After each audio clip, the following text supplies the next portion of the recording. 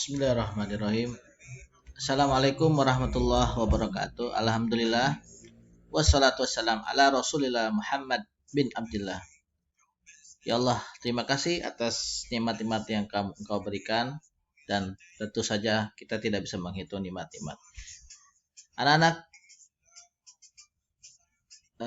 ketemu kembali dengan Bapak. Hari ini kita belajar tentang sumber daya alam. Kalian boleh buka buku paketnya halaman 5. Masih di selalu berhemat energi 4B penerbit Erlangga, sayang ya.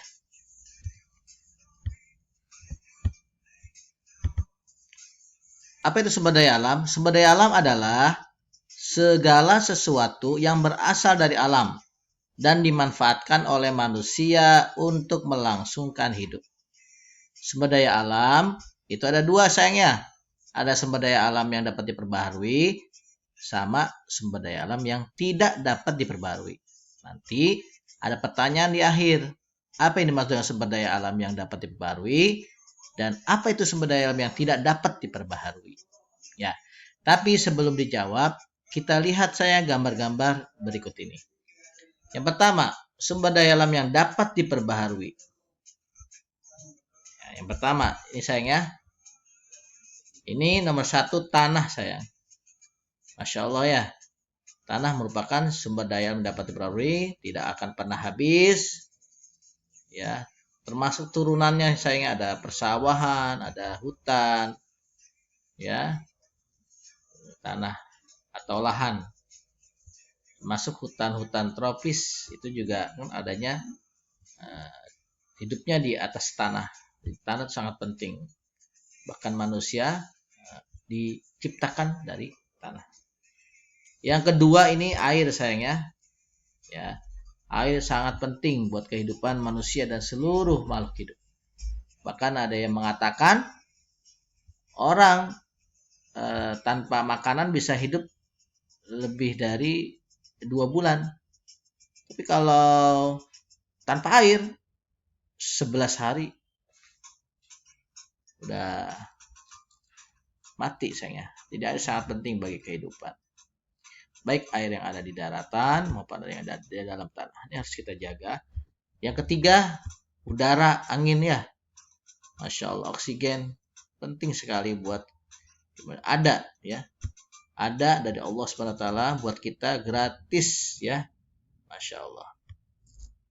Yang berikutnya adalah sumber daya alam yang dapat diperbarui. Yang keempat adalah hewan dan tanaman. Hewan dan tanaman. Ya, hewan itu termasuk sumber daya alam yang dapat diperbaharui dan tanaman juga termasuk. Dan yang terakhir, sumber daya alam yang dapat diperbaharui nomor 5 adalah matahari. Sinarnya, cahayanya, Masya Allah tersedia. Begitu melimpah, jangan khawatir habis. Ya, Insya Allah ada. Buat kita gratis. Itulah adalah sumber daya alam, contoh-contohnya yang dapat diperbaharui. Yang berikutnya, yang kedua nih, maaf ini salah sayangnya hasil kedua. Belum saya edit. 2, sumber daya alam yang tidak dapat diperbaharui. Ini contohnya yang pertama emas.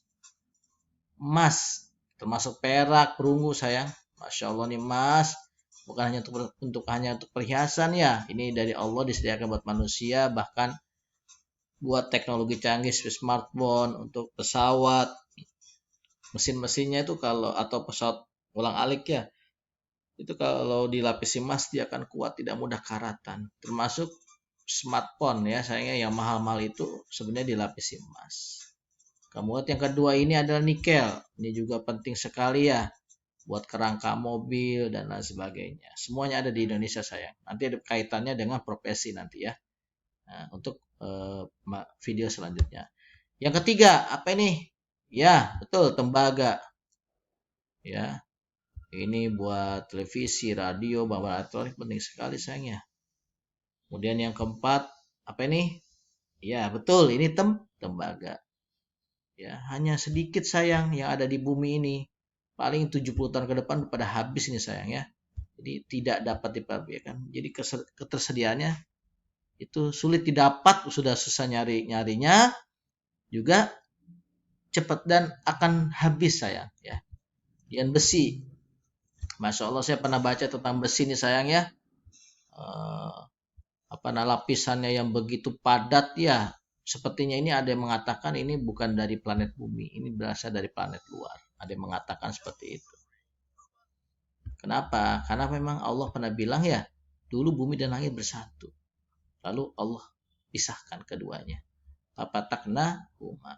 Ada yang mengatakan ini adalah besi berasal dari planet lain. Karena memang nggak mungkin bumi bisa menciptakan besi. Ya. Dan yang keenam terakhir adalah minyak bumi, gas bumi dan turunannya. Wah, dengan minyak bumi ini bisa mobil, pesawat, kendaraan, kereta bisa beroperasi ya. Pabrik-pabrik dan sebagainya, dan termasuk mama bisa masak. Ya, tapi itu akan habis sayang ya. Itu insya Allah akan habis. Ya, itu sumber daya alam yang tidak dapat diperbaharui. Karena udah nyarinya susah juga akan habis. Demikian sayangnya, itu mengenai sumber daya alam terbagi menjadi dua, ada sumber daya alam yang dapat diperbaharui dan sumber daya alam yang tidak dapat diperbaharui. Mudah-mudahan paham ya sayangnya. Sekarang ada tugas nih. Yang pertama, tuliskan kembali contoh sumber daya alam yang dapat diperbarui dan contoh sumber daya alam yang tidak dapat diperbarui, urutannya sesuai nomor ya. Tadi kan ada nomor-nomornya sayang ya. Tuh. Nih 5, 6. Kamu tinggal ganti apa itu nama. Yang kedua, apa yang dimaksud dengan sumber daya alam yang dapat diperbarui dan sumber daya alam yang tidak dapat diperbarui. Demikian penjelasan tentang penggolongan sumber daya alam pada hari ini. Semoga bermanfaat. Semoga Ananda diberikan pemahaman. Demikian, sampai jumpa di video berikutnya. Assalamualaikum warahmatullahi wabarakatuh.